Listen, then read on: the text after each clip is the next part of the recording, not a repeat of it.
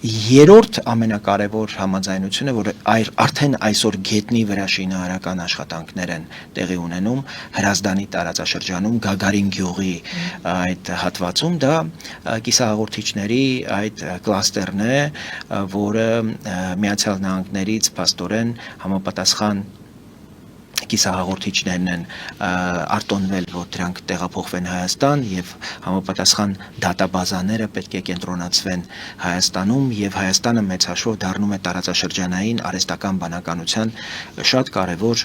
հանգույց, hub։ Միացյալ Նահանգների գնահատմամբ այս 3 ուղղություններով Հայաստանի հետ երկկողմ ձևաչափով ձեռք բերված համաձայնությունները թույլ կտան տևական երկարաժամկետ կտրվածքով հասնել խաղաղության, հասնել տնտեսական բարգավաճման,